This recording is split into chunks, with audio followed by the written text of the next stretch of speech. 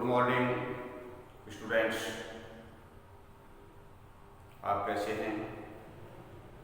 आशा है आप अच्छे होंगे, स्वस्थ होंगे। कल हमने कक्षा 9 इंग्लिश के अंदर वॉइस वाच्य एक्टिव वॉइस, पैसिव वॉइस के बारे में जानकारी प्राप्त की कि वॉइस का मतलब क्या होता है, एक्टिव किसे कहते हैं, पैसिव क्या होता है। एक बात हमें जो कल वाली जो पिछला वीडियो है उसके बारे में हम थोड़ा सा रिवीजन कर लेते हैं, रिपीट कर लेते हैं कि वॉइस में वाच्य होता है, एक्टिव होता है, एक पैसिव होता है। एक्टिव क्या है, कल बताया था कि एक्टिव वाक्य उसमें कर्ता सब्जेक्ट है वो सक्रिय रहता है, और जो पैसिव है उसमें जो वर्ब है वो सक्रिय होता है, पैसिव में सक्रिय होता है। तो एक्टिव और पैसिव जो दो प्रकार के हैं। अब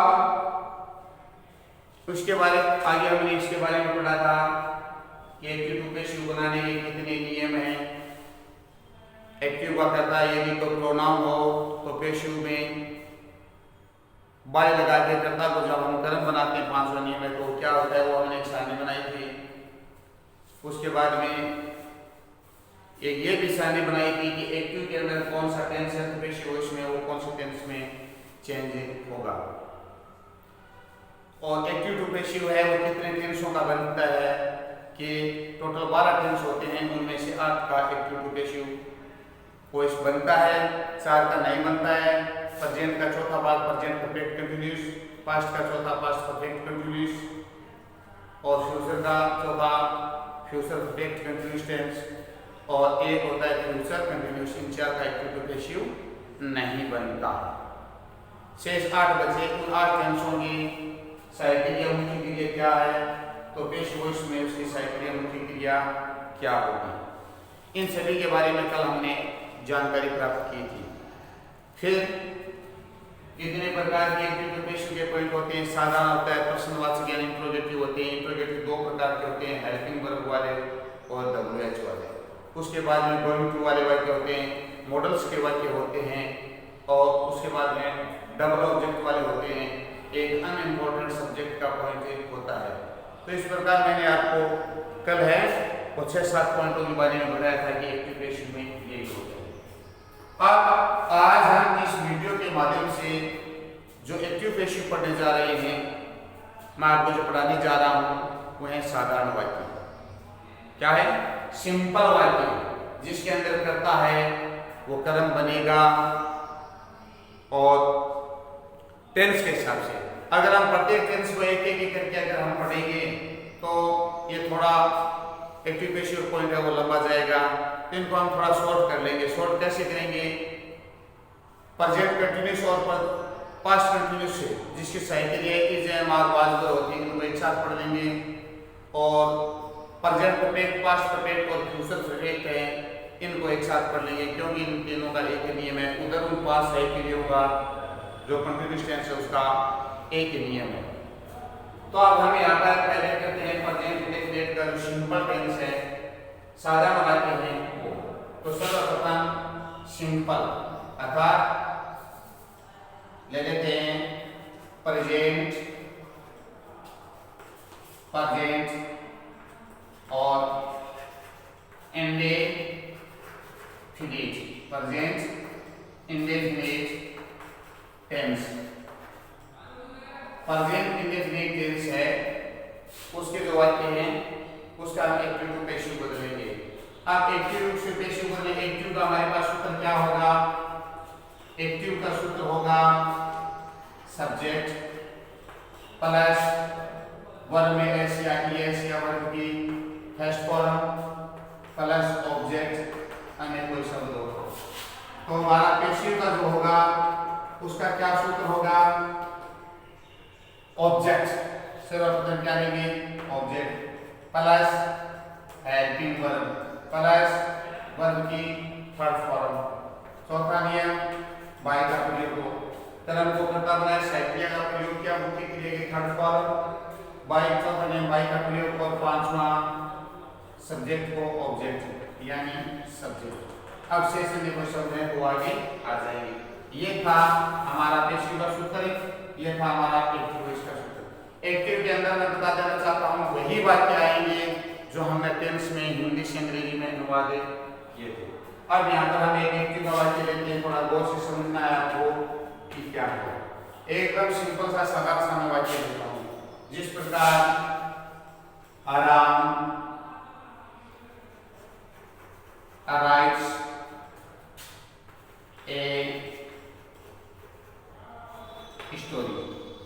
बहुत ही साधारण सा वाक्य करता है इसका राम, मुख्य क्रिया है राइट्स और ए स्टोरी है वो है हमारा ऑब्जेक्ट। ये देखो सब्जेक्ट वर्ब में ऐसे ही S first form object and कोई शब्द इसमें नहीं है। अब हम क्या करेंगे पेशिव वॉइस है, तो पेशिव वॉइस में मैंने पहला क्या नियम बताया था कि कर्म को कर्ता बनाओ। यहाँ पर कर्म कौन है ए स्टोरी, तो यहाँ पर इसे शुरू करेंगे ए स्टोरी हो गया। अब ये कौन सा टेंस है पास्ट इंडेफिनिट। कैसे पता चला कि वर्ब में एस या ईएस है, कर्ता एक पर्सन के साथ वर्ब में एस या ईएस है तो ये प्रेजेंट इंडेफिनिट टेंस का वाक्य है। तो प्रेजेंट इंडेफिनिट टेंस का वाक्य। अब हमने एक टेबल बनाई थी, सारणी बनाई थी कि एक्टिव में प्रेजेंट इंडेफिनिट यानी वर्ब में एस या ईएस है, वर्ब के फर्स्ट फॉर्म डू या डज है तो पेशिव वॉइस में क्या आएगा। तो उसमें आप देखो दिखाया है कि is am are plus verb की थर्ड फॉर्म लगाओ तो इज एम आर आएगा। वर्ब की फर्स्ट फॉर्म है या वर्ब में एस या ईएस है तो हमें साइक्लिया पेशिव वॉइस में इज एम आर लेना है। तो अब यहाँ पर हमारा कर्म है ए स्टोरी। ए स्टोरी एक वचन है बहुवचन है, एक वचन है तो साइक्लिया आ जाएगी इज। कर्म को कर्ता बनाया साइक्लिया का प्रयोग किया मुख्य क्रिया की थर्ड फॉर्म, मुख्य क्रिया राइट तो इसकी थर्ड फॉर्म हो जाएगी return W R I double T E N return. चौथा नियम बाई और पांचवा है कर्ता को कर्म बनाओ। जब कर्ता को हम कर्म बनाएंगे तो देखना पड़ेगा कि हमारा जो कर्ता है वो कोई नाउन है या प्रोनाउन है। यदि नाउन है तो हेलो का क्यों आ जाएगा, जैसे राम में तो राम आ जाएगा, यहाँ पर राम का राम आ जाएगा, श्याम में श्याम आ जाएगा, सीता का Sita, Gita Gita, teacher teacher, farmer tailor जो भी है वो बॉय गर्ल आ जाएगा। लेकिन यदि वहां का कर्ता यहाँ का कर्ता एक्टिव का कर्ता कोई प्रोनाउन है ही शी दे यू वी आई तो उस कर्ता की यहाँ पर थर्ड फॉर्म में आएगी जो मैं आपको नेक्स्ट वाक्य में बताऊंगा। तो इस प्रकार से ये हमारा पहला वाक्य हुआ। अब आगे है दूसरा वाक्य लेते हैं हम।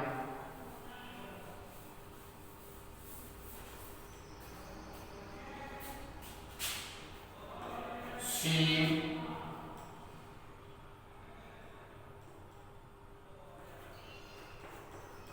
cooks food in the kitchen। अब कर्ता कौन है शी, मुख्य क्रिया कुक, कर्म फूड, शेष क्या है इन द किचन। सर्वप्रथम हमें क्या लेना है कर्ता लेना है, मुख्य क्रिया लेनी है, कर्म लेना है। तो पहले कर्म को कर्ता बनाएंगे तो कर्म क्या है फूड। अब ये देखेंगे ऊपर वाला टेंस कौन सा है, वर्ब में एस या ईएस है, कर्ता ये क्वेश्चन है तो एस या ईएस है तो प्रेजेंट इंडेफिनिट है, प्रेजेंट इंडेफिनिट है तो पेशिव में जाएगा तो क्या होगा साइक्लिक इज एम आर लगेगी। यहाँ का कर्ता एक क्वेश्चन है प्लीज लगाओ, यहाँ का कर्ता बहुवचन है तो आर लगाओ, यहाँ का कर्ता यदि आई है तो एम लगाओ। तो फूड है फूड एक क्वेश्चन है किस पे लगेगा इज, फूड इज। कर्म को कर्ता बनाया साइक्लिया का प्रयोग किया मुख्य क्रिया की थर्ड फॉर्म तो फूड की थर्ड फॉर्म होती है कुक, कुक ने। चौथा नियम है बाई और पांचवा कर्ता को कर्म बनाओ। अब कर्ता कौन है शी,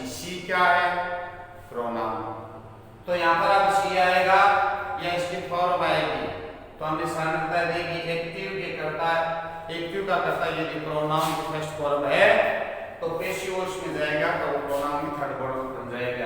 तो यहाँ पर सी की थर्ड फॉर्म है father.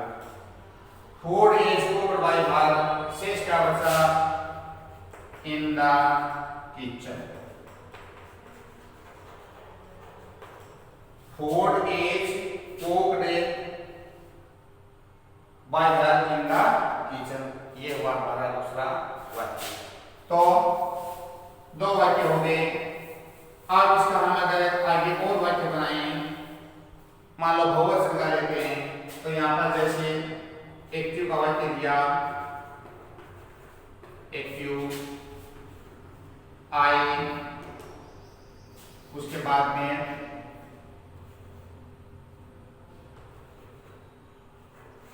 By,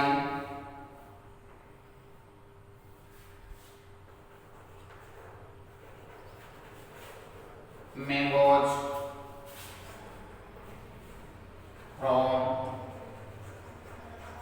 market. I buy mangoes from market.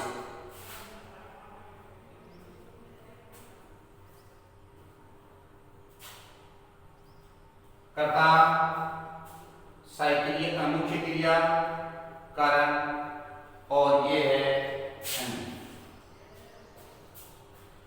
अब इसका पेशिव वॉइस बनाएंगे तो क्या हो जाएगा, ये हमारा सब्जेक्ट है, ये हमारी वर्ब है, ये हमारा ऑब्जेक्ट है। तो ऑब्जेक्ट क्या है, मैंगो। तो मैंगो को यहाँ पर लाएंगे तो यह हो जाएगा, कर्ता हो जाएगा मैंगोज। अब ये पर आई बहुवचन के साथ वर्ब की फर्स्ट फॉर्म कौन सा टेंस है कि प्रेजेंट इंडेफिनिट टेंस है। तो यहाँ पर प्रेजेंट इंडेफिनिट है तो पेशिव में जाएगा, साइकिल क्या लगेगी, हमारे टेबल के अनुसार इज हमारा लगेगा। तो मैंगोज के साथ ये क्वेश्चन है, बहुवचन है, मैंगोज बहुवचन है, तो यहाँ पर साइड की आएगी आर। मैंगोज आर, कर्म को कर्ता बनाया, साइड की उपयोग किया, मुख्य क्रिया की थर्ड फॉर्म, बाय की third form B O U G H T, bought. चौथा नियम by, mangoes are bought by I. अब यहाँ कर्म को कर्ता को कर्म बनाएंगे तो कर्ता कौन है, आई। आई क्या है, प्रोनाउन। तो प्रोनाउन की कौन सी फॉर्म आ जाएगी, प्रोनाउन की थर्ड फॉर्म आ जाएगी।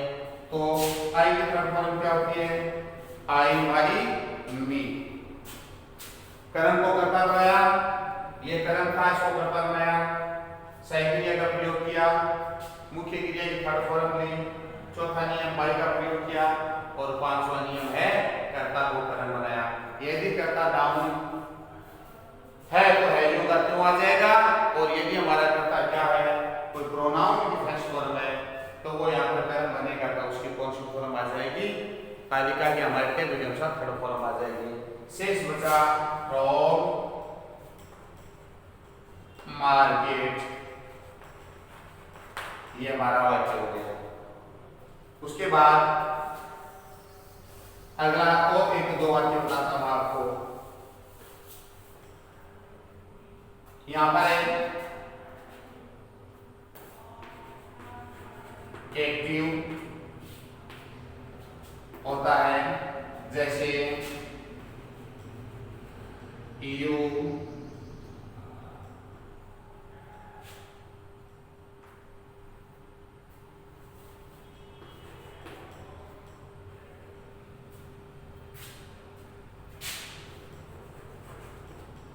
कट,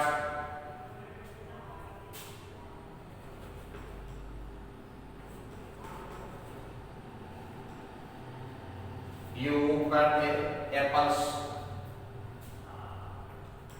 छोटा सा वाक्य है, यू करता है, कट काटना क्रिया है, एप्पल्स कर्म है। तो कर्म को करता बनाओ, यहाँ पर आया पेशिव वॉइस, तो यहाँ पर लिया APPLES एप्पल्स। अब ये देखो ऊपर में कौन सा टेंस है, इसका एक्चुअली में जब सहायक क्रिया नहीं दी हुई होती है वाक्य के अंदर, तो वाक्य या तो होता है प्रेजेंट इंडेफिनिट या होता है वो पास्ट इंडेफिनिट। अब पास्ट इंडेफिनिट और प्रेजेंट इंडेफिनिट की क्या पहचान है, यदि उस वाक्य का कर्ता एक वचन है तो एक वचन प्लस वर्ब में से तो प्रेजेंट इंडेफिनिट का का एकवचन का वाक्य है। यदि उस वाक्य का कर्ता बहुवचन है, उसके साथ वर्ब की फर्स्ट फॉर्म है, तो वो वाक्य प्रेजेंट इंडेफिनिट है। यहाँ पर कोई भी कर्ता है, यदि वर्ब की सेकंड फॉर्म दे रखी है तो वो पास्ट इंडेफिनिट का होगा। अब यहाँ पर यू है, यू बहुवचन है और बहुवचन के साथ वर्ब की फर्स्ट फॉर्म दे रखी है, तो इसका मतलब कर्ता बहुवचन के साथ वर्ब की फर्स्ट फॉर्म कौन सा टेंस में आती है? Present indefinite. तो ये वाक्य प्रेजेंट इंडेफिनिट का हुआ। अब प्रेजेंट इंडेफिनिट का आगे पैसिव वॉइस में जाएगा, ये पैसिव वॉइस में जाएगा तो साहित्य क्या लगेगी? ये जेमा लगेगा। तो एप्पल्स एकवचन है, बहुवचन है तो साहित्य आ जाएगी आर। एप्पल्स आर वर्ब की थर्ड फॉर्म, कर्म को करता मैं साहित्य का प्रयोग किया, मुख्य क्रिया की थर्ड फॉर्म तो कट सीयूटी। कट की तीनों फॉर्म में एक समान होती हैं, कट कट कट। तो एप्पल्स आर कट है, चौथा नियम बाय, और पांचवा कर्ता को कर्म बनाओ। कर्ता कौन है? यू। तो यू प्रोनाउन है, यहाँ पर आएंगे तो यू की थर्ड फॉर्म आएगी। यू की थर्ड फॉर्म है वो क्या होता है? यू ही होता है। ये है साधारण वाक्य। क्या है ये? साधारण वाक्य। इस तरीके से तो प्रेजेंट इंडेफिनिट में जो साधारण वाक्य है उसमें बहुत सारे आपको जब 3-4 वाक्य मैंने बता दिए। अब आगे देखते हैं दूसरा टेंस। आगे समझ में आपके यहाँ तक? पहला कर्म को कर्ता बनाओ, दूसरा सहायक क्रिया लाओ, तीसरा वर्ब की थर्ड फॉर्म, चौथा बाय का प्रयोग करो और पांचवा कर्ता को कर्म बनाओ। यदि कर्ता नाउन है तो नाउन है जो का क्यों रहेगा, और यदि कर्ता प्रोनाउन है तो उसकी थर्ड फॉर्म आ जाएगी। अब यहाँ पर यू है और यहाँ पर भी यू है। इसका मतलब ये नहीं है कि यू है जो का क्यों यहाँ आया, नहीं, ये यू फर्स्ट फॉर्म है, ये यू थर्ड फॉर्म है। जहां पर यू का तुम निकलता है तो वो होता है यू करता फर्स्ट फॉर्म, और अगर यू थर्ड फॉर्म उसका बनता है तुम्हें,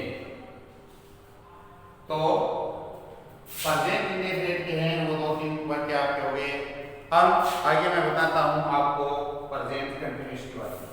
अब वाक्य के आगे ये कंटीन्यूअस है, अगर हम उसको एक साथ पढ़ें तो देखो क्या नियम होता है। देखो each and are was one। each and are इसका मतलब हो गया प्रेजेंट कंटीन्यूअस। प्रेजेंट कंटीन्यूअस की सही क्रिया each and are है, तो पास्ट कंटीन्यूअस की सही क्रिया क्या है? was है। पास्ट कंटीन्यूअस की सही क्रिया क्या है? was है।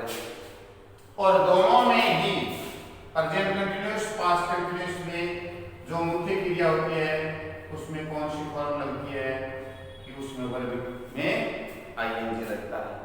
तो इनको चाहे तीनों पांचों सही क्रियाओं को या दो टेंस को एक साथ पढ़ लो या अलग पढ़ लो, दोनों का नियम एक ही रहेगा। क्या नियम होगा? इसका सूत्र देखिए क्या है। सूत्र कौन सा? एक्टिव। तो इसका क्या सूत्र होगा?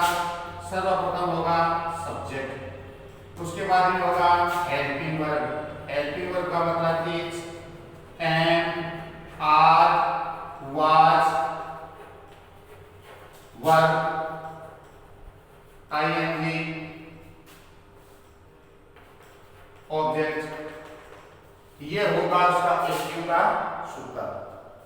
तो हमारा पैसिव का सूत्र क्या हो जाएगा? पैसिव का सूत्र क्या होगा?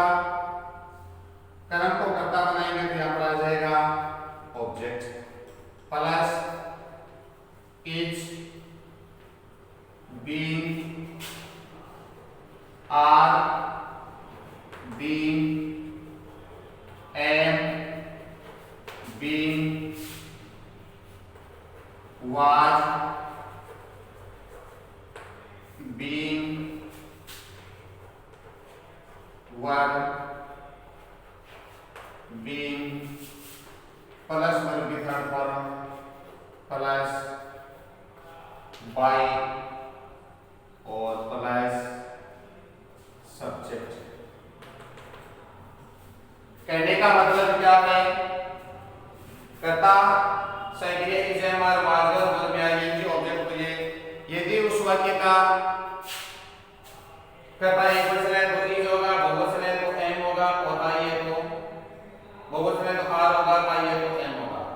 पास्ट कंटिन्यूअस में यदि वाक्य का करता है एक वचन प्लस आई है, एक वचन प्लस आई है तो उसका साई क्रिया होगी वाज, और यदि करता बहुवचन है तो साई क्रिया होगी वर। दोनों में ही मुख्य क्रिया में आईएनजी लगेगा। अब पैसिव वॉइस में जाएगा तो प्रेजेंट कंटिन्यूअस के साथ इज एम आर वापस आ जाएगा, लेकिन उसके साथ में बीइंग आएगा। क्यों? हमें पता है कि पैसिव वॉइस के अंदर वर्ब की थर्ड फॉर्म आती है।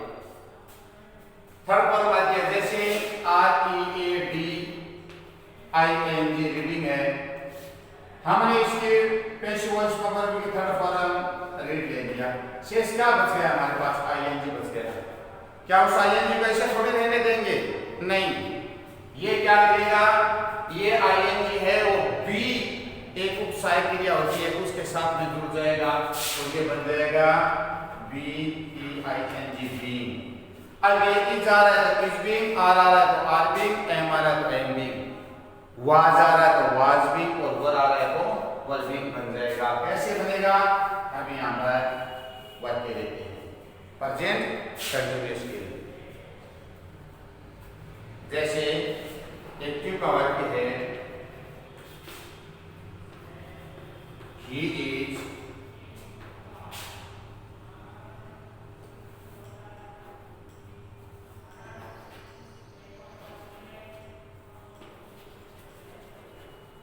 is teaching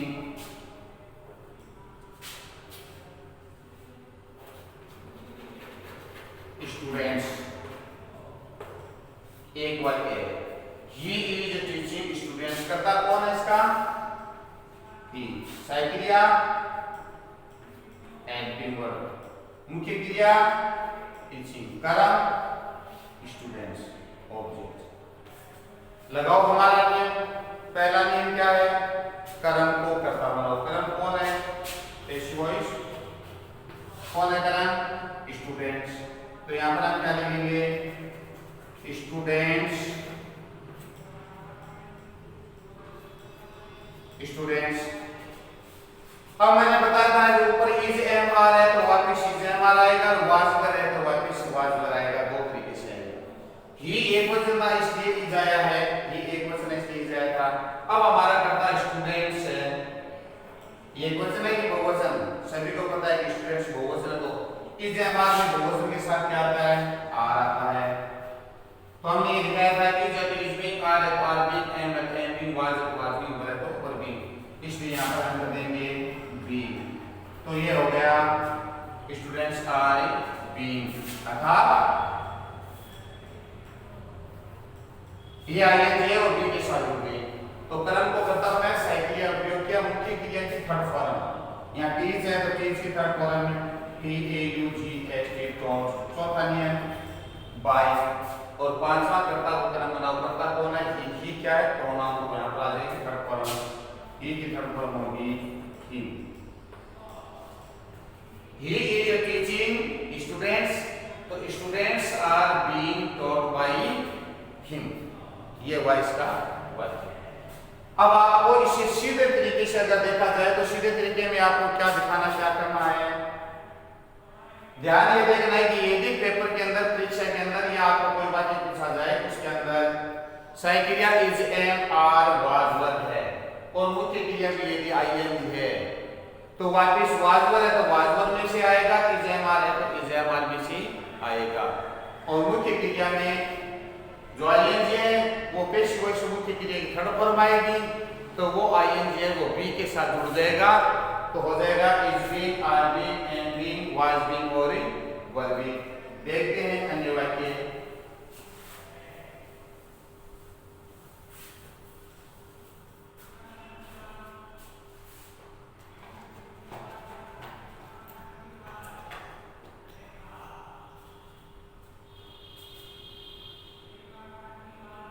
जैसे यहाँ पर एक वाक्य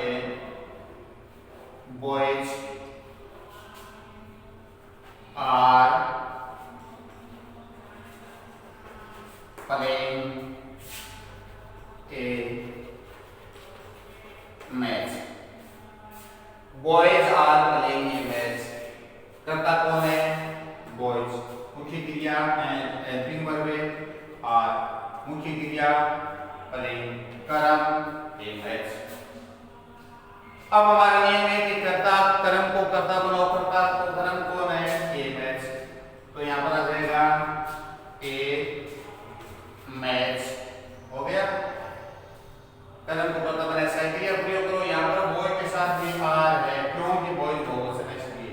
अब हमारा कर्ता है वो क्या है? एक वचन है, बहुवचन। ए मैच एक वचन है, तो यहां पर आ जाएगा इज। तो इज है तो इज बीइंग, और लग जाएगा बीइंग।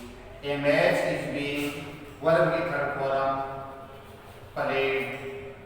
कर्म को कर्ता बनाया, साइक्लिया प्रयोग किया, मुख्य क्रिया थर्ड फॉर्म। चौथा नियम है बाई का प्रयोग करो। और पांचवा है कर्ता को कर्म बनाओ। कर्ता कौन है? बॉयज है, तो यहाँ पर बॉयज है तो वापस क्या आ जाएगा? Boys. A match is being played by boys। तो इस तरीके से ये इजेमा का आपका वाक्य हुआ।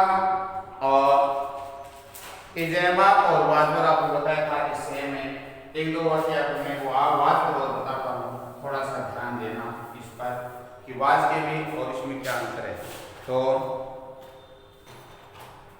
यहाँ पर हम एक वाक्य देते हैं, एक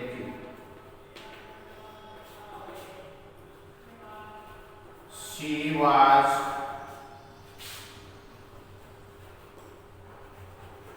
making tea। कर्ता कौन है? शी। साइक्लिया वाज, मुख्य क्रिया मेकिंग, कर्म टी। पहला नियम लगाते हैं। पहला नियम हमारा क्या है? कर्म को कर्ता बनाओ, पेशी वॉइस। तो पेशी वॉइस कर्ता कौन है? टी। कर्म क्या है? टी। तो यहाँ पर हमने वाक्य शुरू किया टी। अब ऊपर साइक्लिया है, वाज है, तो निश्चित है नीचे या तो वाज या फिर वर्ब। यदि एक्टिव का कर्म पेशिव का जो कर्ता बनना है वो एक वचन है तो वापस वाज आएगा, दो वचन है तो वर आएगा। तो ठीक एक वचन है इसलिए वापस आया वाज। और वाज के साथ में लगा देंगे बीइंग। Tea was being. अब वर्ब ये आईएनजी यहां आ गया तो पीछे बचा मेड, तो यहां पर मेड की थर्ड फॉर्म है मेड। चौथा by. He was being made by her। अब ये हर क्यों आया? ये हर इसलिए आया कि एक्टिव का जो कर्ता है वो प्रोनाउन शी है, और जब प्रोनाउन है वो पेशी वो इसमें कर्ता कर्म बनता है तो वहां पर थर्ड फॉर्म आती है। इसलिए हमने यहाँ पर शी को इसमें बदला है, हर में बदला है। ये था वाज और ये वाज वाला। अगला वाक्य और देखते हैं।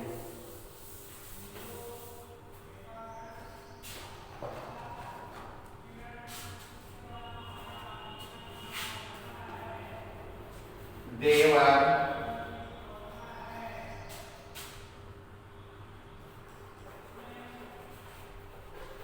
playing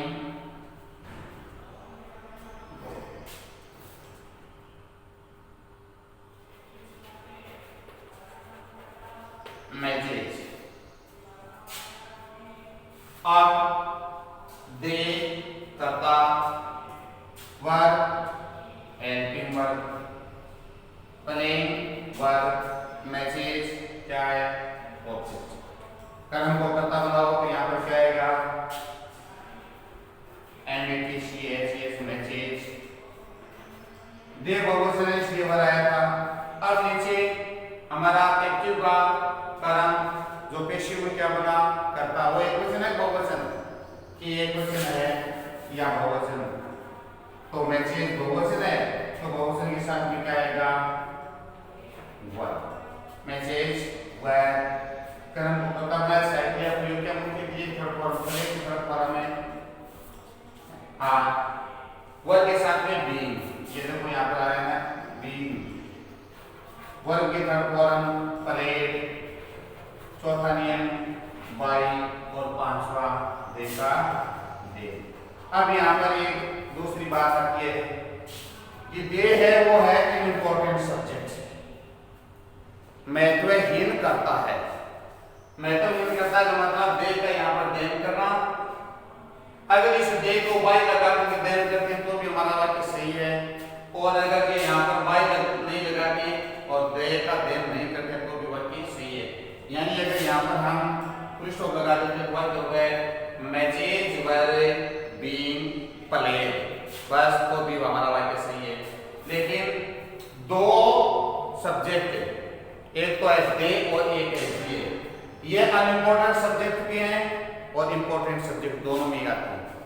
दे का देम, वी का अस हम कर देते हैं वाई लगा करके कर्ता वो कर्म बना देते हैं तो भी हमारा सही है और नहीं बनाते हैं तो भी सही है। चलो एक वाक्य और लेते हैं हम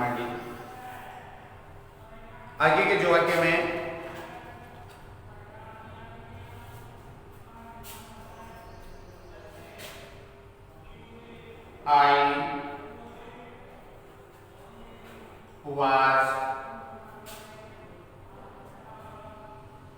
I was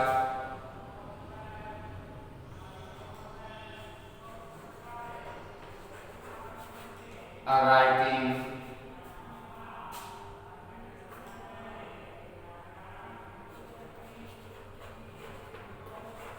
stories. I was writing stories.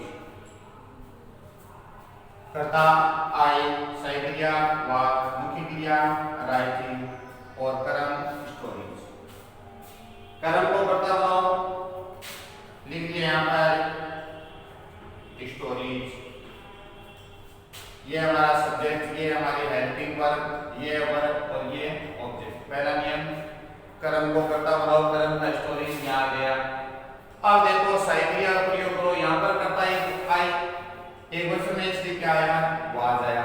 लेकिन अब एक्टिव का जो कर्म पेशी में जो कर्ता बनता है वो एक वचन है बहुवचन, स्टोरीज बहुवचन है। अब सही क्रिया यहाँ पर इस कर्ता के हिसाब से नहीं आएगी बल्कि इस अब जो पेशी में जो कर्ता बना है इसके हिसाब से आएगी, ये बहुवचन है इसलिए यहाँ की इसकी सही क्रिया आ जाएगी वाज और वर्ब मुख्य क्रिया में आएगी वो आ जाएगा बीइंग के साथ है। तो स्टोरीज वर बीइंग कर्म को कर्ता बनाया, सही क्रिया का प्रयोग किया, मुख्य क्रिया की थर्ड फॉर्म अराइव से थर्ड फॉर्म होती है W R I double T E N return और चौथा है बाई और पांचवा है आई। कर्ता पांचवा नियम क्या है, कर्ता को कर्म बनाओ, करता है आई, आई प्रोनाउन है, प्रोनाउन की तो थर्ड फॉर्म क्या हो जाएगी मी। तो ये था हमारे वाक्य प्रेजेंट इंडेफिनिट, प्रेजेंट कंटीन्यूअस और पास्ट कंटीन्यूअस दोनों फ्रेंड्स ये एक साथ हो गए और एक प्रेजेंट कंटीन्यूअस हो गया। इन दो को एक साथ is am are was were इन पांच सहायक क्रियाओं को एक साथ पढ़ने से दो टेंस है वो क्लियर हो जाते हैं एक्टिव पेशिव में। एक तो पास्ट कंटीन्यूअस, एक प्रेजेंट कंटीन्यूअस, क्योंकि दोनों का एक ही नियम है, सिर्फ और सिर्फ सहायक क्रियाएं हैं वो थोड़ी अलग है। प्रेजेंट की इज ए बार है तो पास्ट की वो वाज वर है। सिर्फ हमें इन दो में ही थोड़ी भिन्नता रखनी है, बाकी इनका जो पेशकश बनाने का जो नियम है वो सेम है। अब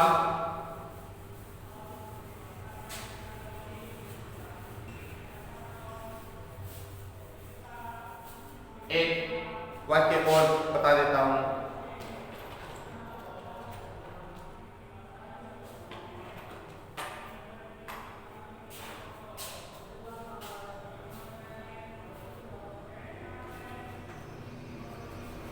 They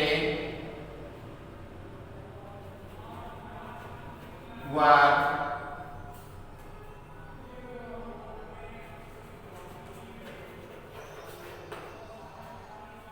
taking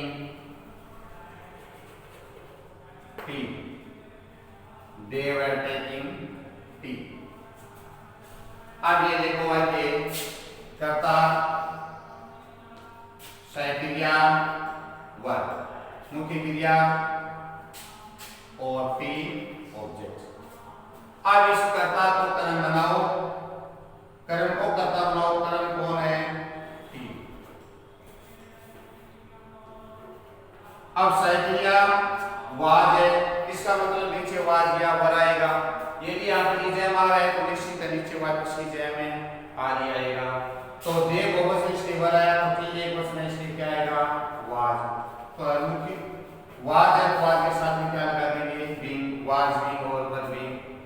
between R B and B. तो कर्म को करना है साइक्लिक प्रयोग का मुख्य क्रिया थर्ड फॉर्म। अब आईएनजी यहां से हट गया, पीछे बचा टैग, तो टैग के थर्ड फॉर्म क्या हो गया? कैप्टन हो गया। चौथा नियम आता है बाई का प्रयोग करो। चौथा नियम क्या आता है? चौथा नियम आता है बाई का प्रयोग करो। पांचवा नियम आता है कर्ता को कर्म लगाओ। अब देखो यहाँ पर कर्ता कौन है? दे। दे क्या है? Important subject. तो दे इम्पोर्टेंट सब्जेक्ट है, तो वो कर्ता कर्म नहीं बनेगा। कर्ता कर्म नहीं बनेगा तो इसमें बाई नहीं आएगा। और यदि हम एग्जाम्पल चौथा नियम बाई ले लेते हैं तो दे का क्या हो जाता है? दे। अभी मैं बता रहा हूं, अगर हम दे का दे और विकास कर देते हैं तो भी सही है, नहीं करते हैं तो भी सही है। तो एक दूसरा इसका वाक्य और भी बनता है कि he was being और taken। he was being taken यहाँ पर दिया गया। तो ये दो प्रकार के वाक्य इसमें हो गए। क्यों? अगर इसको आप इम्पोर्टेंट सब्जेक्ट मानते हो तो आपका वाक्य ये हो गया, अगर नहीं मानते हो तो ये हो गया। तो ये थे हमारे एक्टिव टू पैसिव प्रेजेंट साधारण इंडेफिनिट के वाक्य और प्रेजेंट कंटीन्यूअस और पास्ट कंटीन्यूअस जो is am are was were साइक्लिक दी होती है उनका एक साथ हमने बनाया है। तो इसी के साथ आज के हमारे एक्टिव पैसिव है प्रेजेंट इंडेफिनिट, पास्ट कंटीन्यूअस और प्रेजेंट कंटीन्यूअस का जो पॉइंट है वो पूरा होता है। शुरुआती दौर है आपका, शुरुआत कर रहे हैं इसलिए मैं आपको थोड़ा थोड़ा करके समझाऊंगा। जब 2-4 ये पॉइंट हमारे हो जाएंगे उसके बाद हम थोड़ा वीडियो को थोड़ा लंबा खींच लेंगे। अब कल आगामी जो हमारा वीडियो होगा हम इसमें जो परफेक्ट टेंस है उसकी बात करेंगे। परफेक्ट का मतलब प्रेजेंट परफेक्ट, पास्ट परफेक्ट और फ्यूचर परफेक्ट। जिस प्रकार प्रेजेंट कंटीन्यूअस और पास्ट कंटीन्यूअस की साइड पे is am are was were है, इसी प्रकार प्रेजेंट की हो जाएगी हैज है, पास्ट की हो जाएगा हैड और फ्यूचर की हो जाएगी हैव है विल हैव। जब ये पैसिव वॉइस में जाएंगे तो इनके साथ में is am are was were में आईएनजी यानी बीइंग लगा है तो परफेक्ट में क्या लग जाएगा? बीन शब्द लग जाएगा, हो जाएगा has been, have been, had been, shall have been, will have been. तो ये हमें कल नेक्स्ट वाले वीडियो में पढ़ेंगे। तब तक आप ये जो ऑनलाइन हमारा एक्टिव पैसिव का जो आज वीडियो है इसके साथ बने रहिए, देखते रहिए, समझते रहिए और साथ साथ में छोटे छोटे वाक्य आप बनाते रहिए। कल भी मैंने आपको वीडियो ऑनलाइन भेजा था, उसमें बताया था कि कक्षा 10 के एक्टिव पैसिव और कक्षा 9 के एक्टिव पैसिव है, इसमें किसी प्रकार की कोई भिन्नता नहीं है, सेम है, वे के वे नियम, वे के वे ही जो टेबल है वो कक्षा 10 में है और वो की वही कक्षा 9 में है।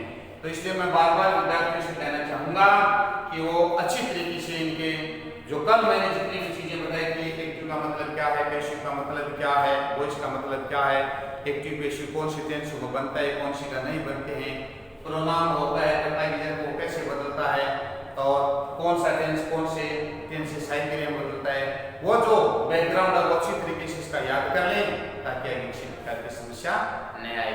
तो आज के इस वीडियो में इतना ही। तो इस वीडियो को शुरुआत से अंत तक जरूर देखें, समझें, सुने और साथ साथ छोटे छोटे वाक्य बनाने की कोशिश करें ताकि आपके एक्टिव पैसिव है वो समझ में आने लग जाए। शुरुआत दौर में अगर समझ में आने लग जाएंगे तो आगे फिर पर्सनवाचक पढ़ेंगे, इम्परेटिव पढ़ेंगे, उसके मॉडल्स के पढ़ेंगे तो वो समझ में आ जाएंगे। अगर आपकी शुरुआत में थोड़ी प्रॉब्लम हो गई और यहाँ पर अगर आपने इसको इग्नोर कर दिया तो फिर आगे पॉइंट है वो थोड़ा समझ में नहीं आएंगे। पर्सनवाचक है तो पर्सनवाचक क्या करना, जो साइक्लिया यहाँ है वो साइक्लिया यहाँ आ जाएगी और ये जो साइक्लिया करता कर्म जो करता बना उसके बाद में वो पहले आ जाएगी, कोई अंतर नहीं है। लेकिन साधारण का जो तरीका है जो सूत्र है वो एक बार समझ में आना चाहिए कि एक्टिव का जो सूत्र है वो कर्ता plus helping verb plus verb plus object होता है। तो पैसिव का सूत्र क्या होता है? Object plus helping verb plus verb की थर्ड फॉर्म प्लस बाई और प्लस सब्जेक्ट, ये सूत्र होता है। अच्छी तरीके से याद कर लेना। तब तक इस वीडियो के साथ आप बने रहिए, सुरक्षित रहिए, घर पे रहिए। धन्यवाद।